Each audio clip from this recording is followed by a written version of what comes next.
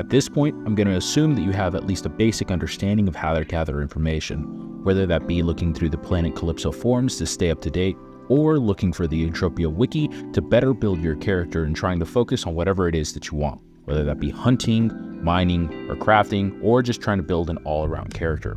What this video is really going to be focused on is getting a better understanding of how to play as a free-to-play player. There's a lot of information out there, however, a lot of it's outdated, and there's some stuff that hasn't really been fully fleshed out to the degree that I would have liked, and so I dove into the numbers myself. You're probably going to spawn on Camp Icarus and see a couple of different things available to you, whether that be missions or you can just walk up and start killing punies. However, that's typically not the most advised thing to do, and trying to manage your resources and all of the ammo that the game gives you up front is just as important as what you're going to be doing 20 hours from now. This game is all about min-maxing, as it's a real cash economy, meaning every time you shoot your gun, you're using actual money.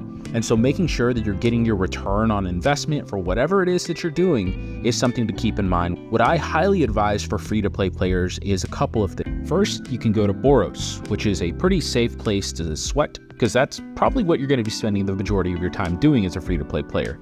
It's very safe. The mobs typically aren't going to kill you, in large part because you have a horde of people that are all sweating it at once, so the likelihood of it aggroing on you is pretty low.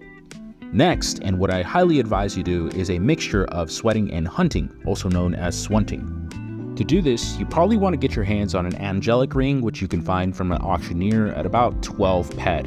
And the reason is that it provides some very useful stats if you're going to be swunting.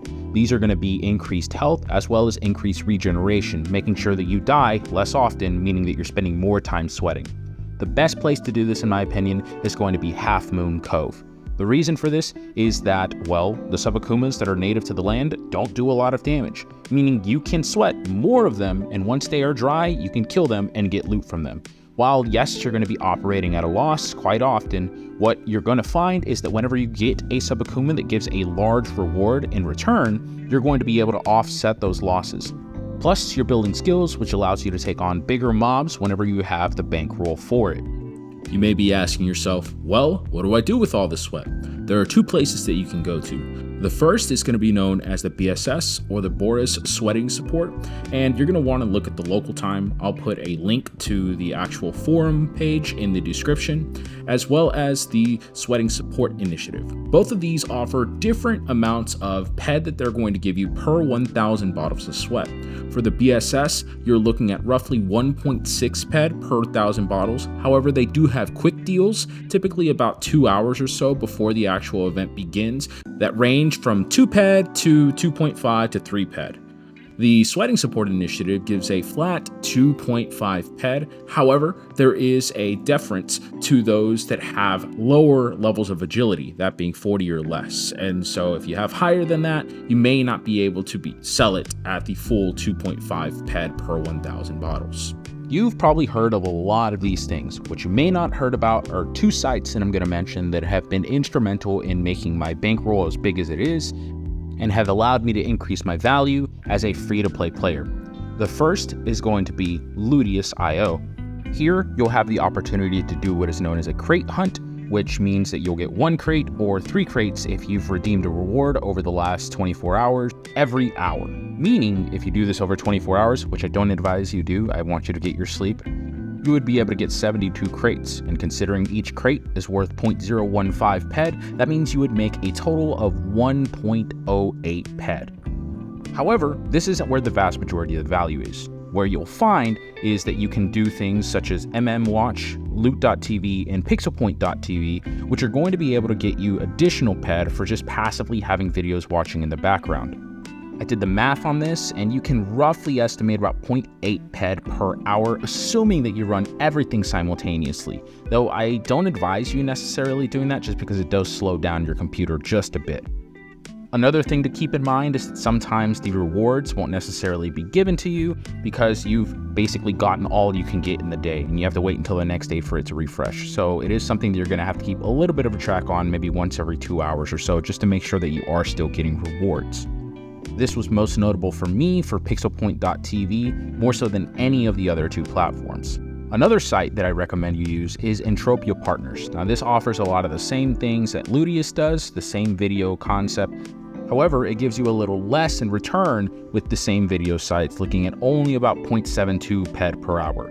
However, there is a unique thing that can happen here, and that is the radio function having in the background. This you can just put on your computer, having it play in the background. I typically play with my sound very low, so it's not necessarily distracting for me.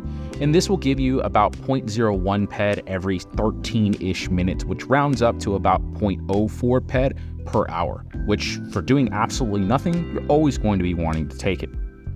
It also offers what is known as a lucky spin, which can win you up to 100 ped, though I've only won 0.10 ped during the entire time that I've had it. But hey, free ped is free ped.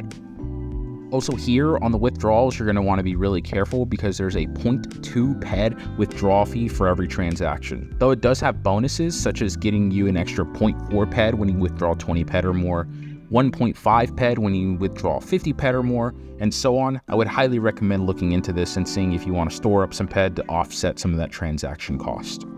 For both of these sites, if you want to support me, you can go into the description or the comments and just copy and paste the links that are going to be provided so that you can register and I can get a little bit of benefit from it.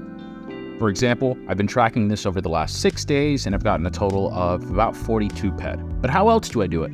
Well, surveys. I don't think there's a better way of making that sound pretty.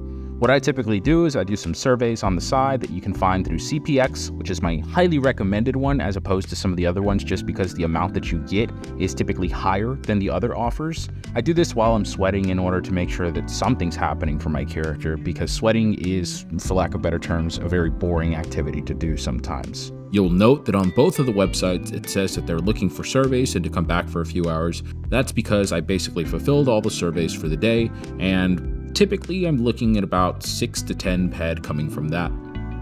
I think that's a good place to start. If you found any of this content useful, make sure to leave a like and subscribe. Otherwise, I'll see you in the next one.